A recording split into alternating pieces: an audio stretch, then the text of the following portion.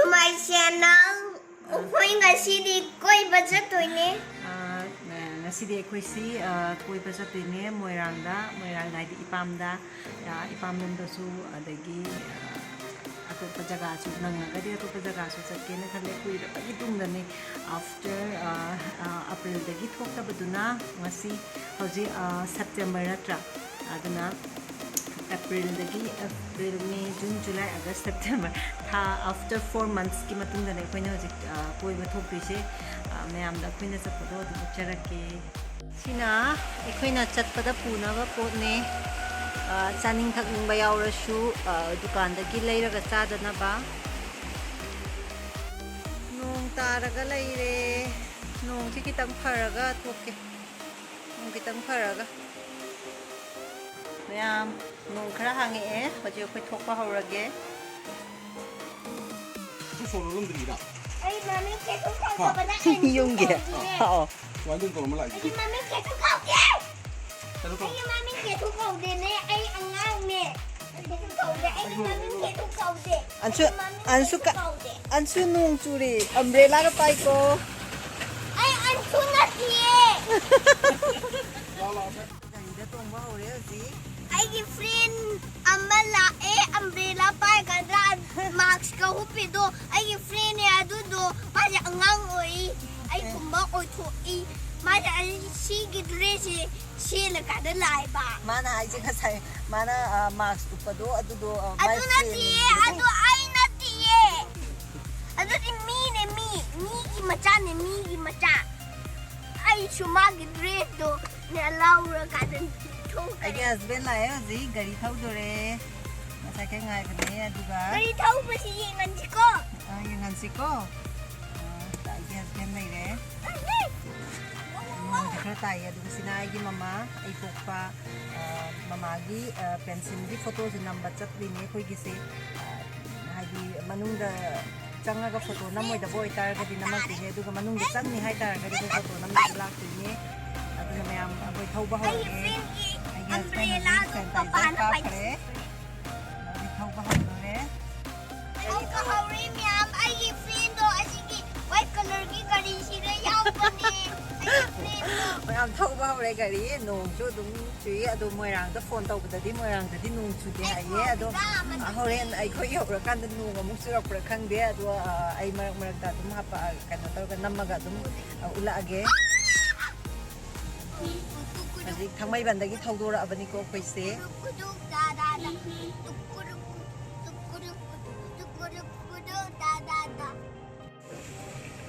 Nabi da chicken yon hawri ay pakali kai pa khali ba Ninge janin ba ipakali ba ay kawai si kino mataw ba janin ba thawai si thawai ji kan nom tau ge asom na ganda le hawri chicken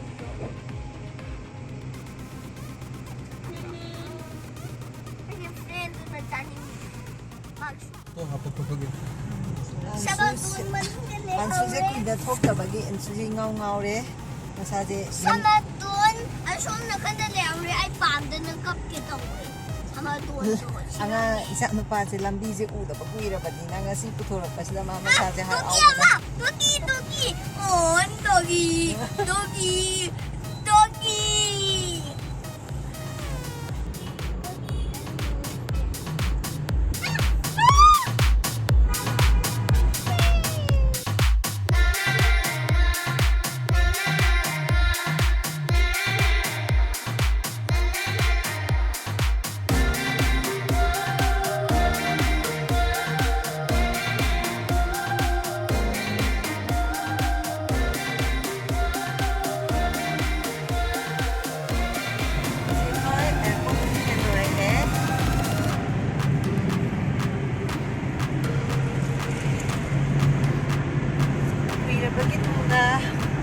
Smile na tholok pa si yam nungai ye wakan jam na mind fresh mo ye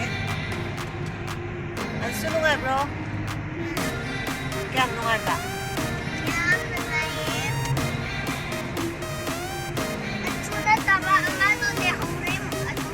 hore tumagi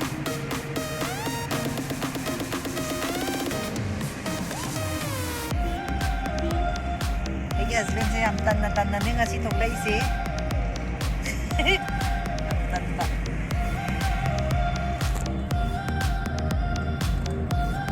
ꯒꯥꯔꯤ ꯊꯧꯔꯝꯗꯥꯏꯗꯒ ꯉꯁꯥꯏ sanitizer ꯀꯥꯞꯄꯗꯣ ꯌꯦꯡꯉꯣꯗꯣ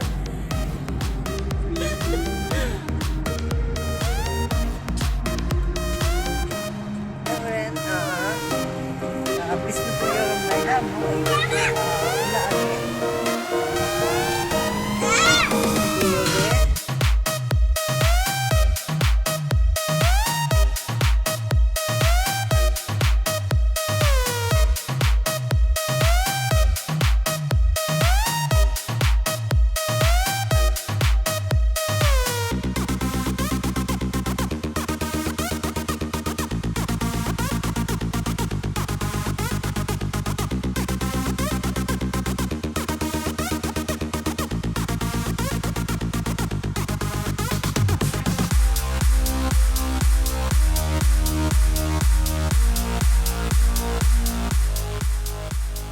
Moirangin nupado. Nanay adu masih mapandal jago cai tak nari do ay nagkubat at naman na nagkata. Karigino ba? Mana mapandal jago cai ka na nanay ay na kubat at naman kayo no kinasay. Kaya nupado. Nanahay si Muido Mapanda isa-isang para jago siya pagkatapos corona na kalihay ro. Coronado na to na yung ba ay napunta yung gato. Di matanda ni. Nani. Amlo ni nani. Okay. Uy, ano pita do? Mapanda jago cai. Adu gi mas corona na gre ay na. Samnong ba siya mo doon nasa na? Wow. Yung tatalaw siya. Yung ikuto kumain daw yan. Yung ikuto. Yes! Kaya mamagis. Nagpupisigat na yun.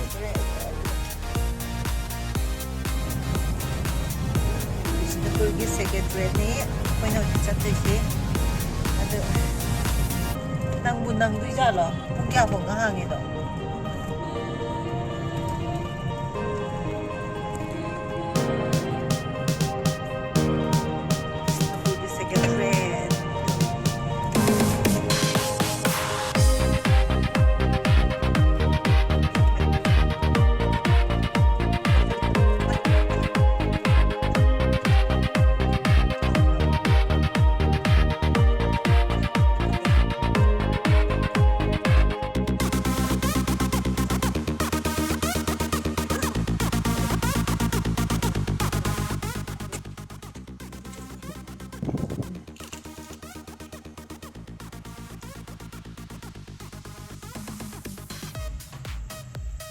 SBI ATM ga lay. Hindi na kami siya anong usap mal. Ano nga?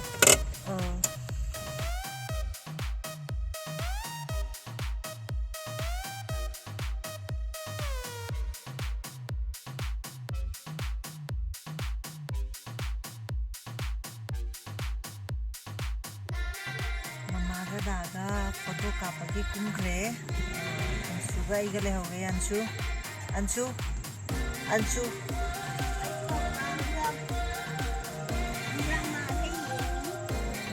Drama ka papaga sa maning ginawa.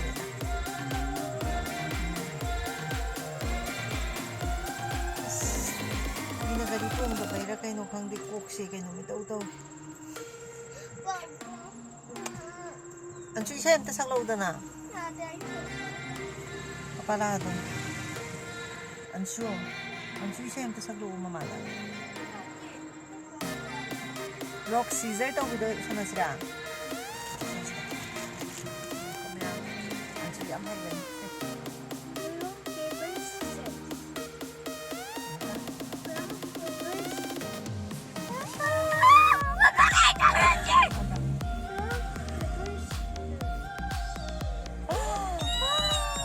Ay, di hay tiyo. Anshu yung may ganyan.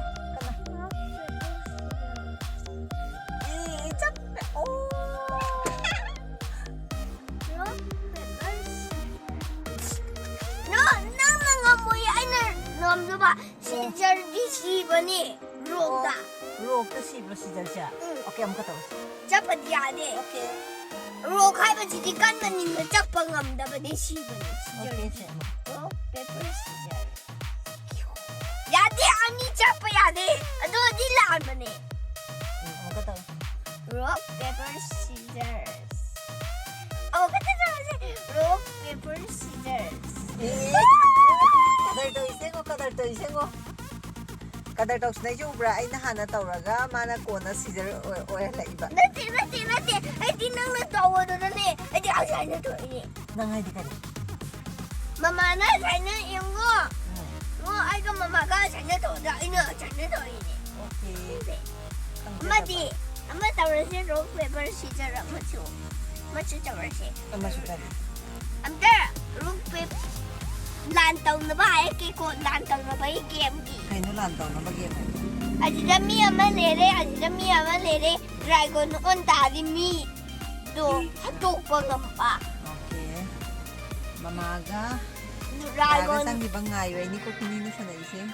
lagi ajida mi ani le adi ama kitang odi shiba Okay. dragon na ni odi shiba lagi ajida dragon baby ani odi shiba ay tawra se Kumain na. kita ni Ingo, sana to ada, sana to tahu. Kay no sumay tara sumay Nga. tara. Aji sana tahu tu ba? Tahu na siya. Stop toro, nang kari pamba nung Ay stop. dragon pamba na nang. Dragon pame. Ado adi ay na mi on toge. Ay so dragon on tore ani. Nang di mi on toro. Nang ay nang gam gare. Ano na kaya kari. Kari ba? Isay kari ba? Very hard na little lamb. Magkasabay. Mary Adam little lamb. Chop ka na. Mary Adam. Ano Tawag na taga niya ba? Stop! Kapailaan. Haram nilihat ada kalian ka ito. Mary Adam. Papaoy lang ko ito. Isay saglo. Papaoy lang ko. Isay dohan lang to sa loob. Yade, papaoy lang ko. Wali grana photo namin. Hindi na. Kaya daw ba siyang ingay no? Amtas, sana po ito hindi sana. Sana po sa nagahay tiray. Ay bilang yung friend lo. Ha? Tingnan mama. Tingnan mo sana si Makudi. Mama. Mama, yung. Ito na yung great. Yan, nang nabit pa. Marabit o di. Diyan unda. Great o di. Lai unda. Samnong kasi mo sa yuta. Yung. Samnong kasi Ito mo. yung ngo. Ay dadi, ay sana to di. Patabuon ba? Ngo, ay sana to di Samdo patabuon ba? yuta dri. Samdo Ito yuta. dagi yung ngo, ay sana to di afabuon ba? Samnong kasi mo ha. Yuta Ito dri. dagi, ay sana to di. Tali na mama na. Babaon ba? Ado matang na. Ito di. Yogi kitong kita sir. Yare. Yogi kita. Yare. Ado tawar siya. Ado do. Ay hay tira. Yung ngo, mamay kinuman tawar ke. Siya. Kinuman takpira ke. Masana do ba siya? Hay ko. La foto ng balor bale.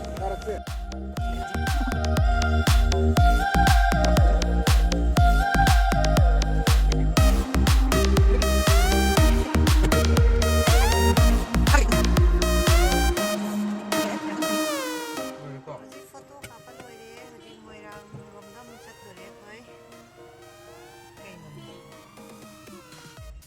Kaya naman na yun eh. Kay na naman din. Ganiti yung matuli siya. Ay kang tira mo yan de. Di pa itaw da bahore. Moirang yung ramdam dagi among nambahor age.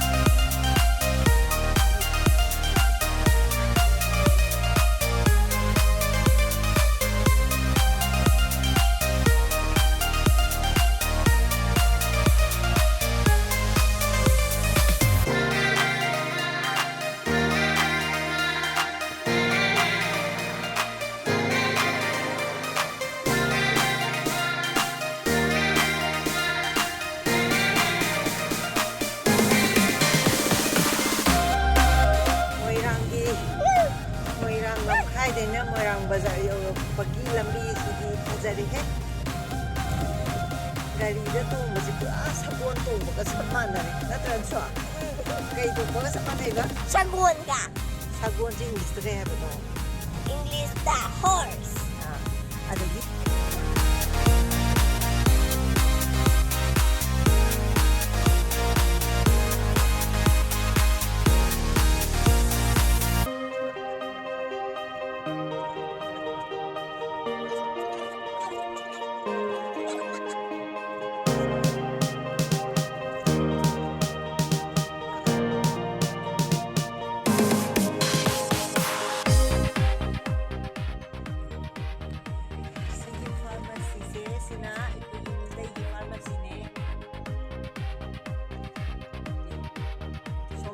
ꯁꯦꯟꯗ꯭ꯔꯥ ꯆꯠꯇꯣꯏꯕ ꯁꯣꯝꯗꯅ ꯃꯣꯏꯔꯥꯡ ꯑꯁꯣꯝꯗꯅ ꯁꯦꯟꯗ꯭ꯔꯥ ꯑꯁꯣꯝ ꯅꯥꯀꯟꯗꯅ ꯃꯣꯏꯔꯥꯡ ꯑꯁꯤꯗ ꯃꯣꯏꯔꯥꯡ ꯂꯩꯔꯦꯀꯣ ꯁꯦꯟꯗ꯭ꯔꯥꯗꯤ ꯑꯁꯣꯝ ꯅꯥꯀꯟꯗ ꯂꯩꯍꯧꯔꯦ ꯌꯧꯔꯦ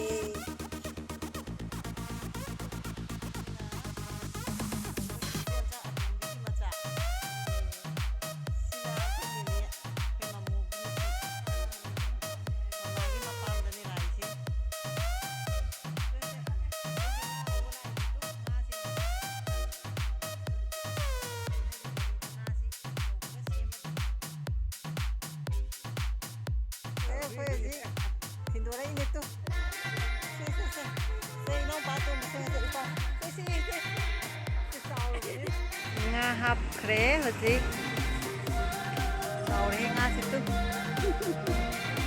ꯆꯠꯂꯒꯦ corona ꯅꯠꯇꯗꯤ ꯀꯨꯏꯅ ꯂꯩ ꯌꯥꯕ ꯕꯨꯕꯨ ꯃꯌꯥꯝ ꯑꯩꯈꯣꯏ ꯃꯣꯏꯔꯥꯡꯗꯒꯤ ꯊꯣꯔꯛꯑꯦ ꯑꯩꯁꯦ ꯏꯄꯥꯝꯗ ꯆꯪꯒꯗꯕꯅꯦ ꯑꯗꯣ ꯏꯄꯥꯝꯗ ꯆꯪꯗ꯭ꯔꯦ ꯂꯣꯛ ꯊꯨꯡꯕ ꯈꯔ ꯌꯥꯎꯋꯦ ꯍꯥꯏꯕꯗꯤ ꯏꯄꯥꯝꯗ ꯆꯪꯉꯝꯗ꯭ꯔꯦ ꯃꯃꯥꯒꯤ ꯃꯄꯥꯝꯗ ꯑꯣꯏꯅ ꯆꯪꯉꯒ ꯑꯣꯏꯅ ꯂꯥꯛꯑꯦ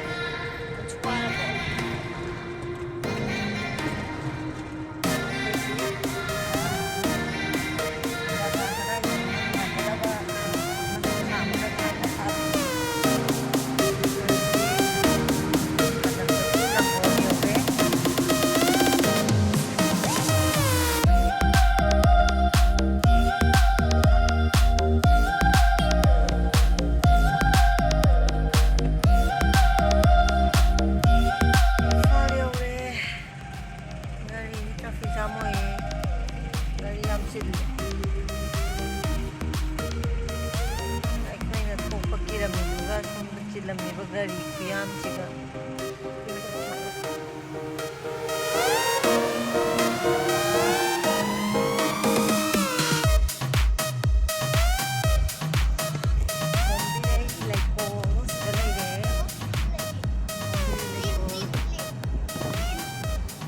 ꯀꯣꯏꯕ ꯆꯠꯂꯤꯅꯦ ꯑꯩꯈꯣꯏꯁꯦ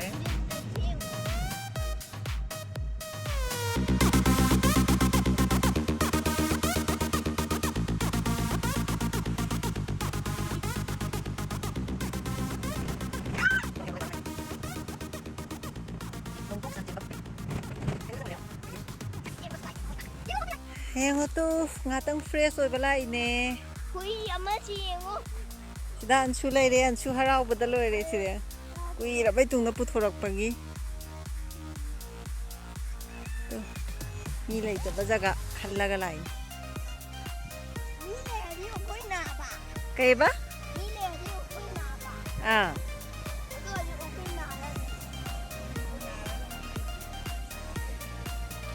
ꯁꯤꯗꯩꯁꯤꯗ ꯌꯦꯟꯒꯤ ꯐꯥꯔꯝ ꯇꯧꯕ ꯃꯥꯜꯂꯦ ꯑꯩꯅ ꯈꯥꯝꯃꯤꯁꯦ ꯆꯤꯡ ꯌꯦꯡꯉꯨ ꯉꯥꯛꯇꯪ ꯐ꯭ꯔꯦꯁ ꯑꯣꯏꯕ ꯂꯥꯛꯏ ꯌꯥꯝ ꯅꯨꯡꯉꯥꯏꯌꯦ ꯁ꯭ꯋꯥꯏꯁꯦ ꯏꯪ ꯂꯥꯎꯏ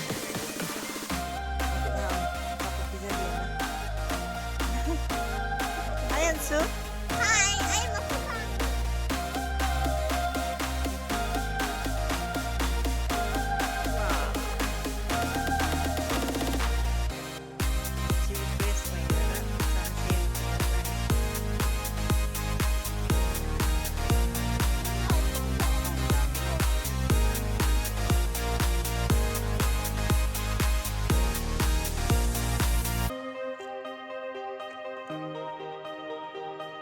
ꯅꯪꯁꯨ ꯍꯥꯎꯕ꯭ꯔꯥ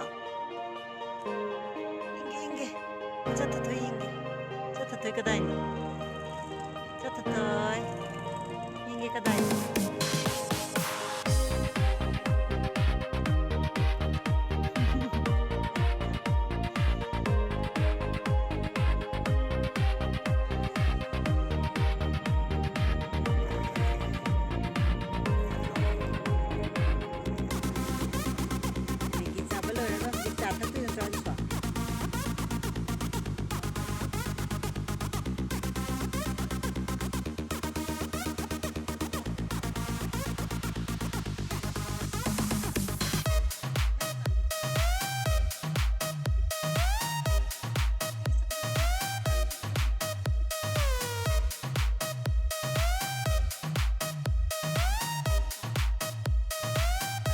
Bro.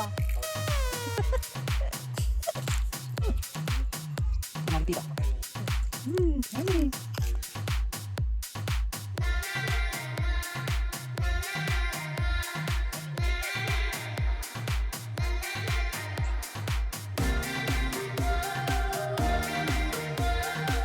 Dep yin anu gi farm da manak pa ni anu ya to lay pa pon de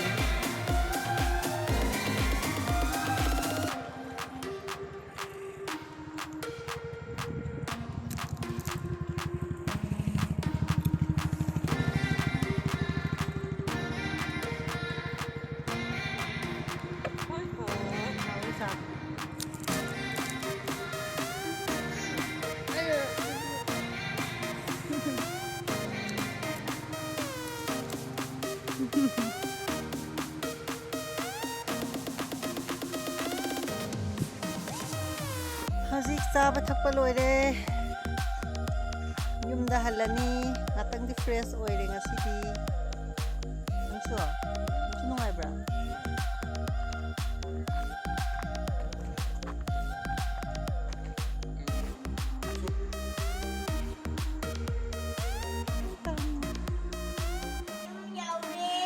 Mẹ một yum nhau đấy anh chú sẽ số hàng nhỉ Bagilera pa nga singdu sida layre sida na kaya ba singdu na sida layre sida na nga simi nito kaya hasbe na nga kan simi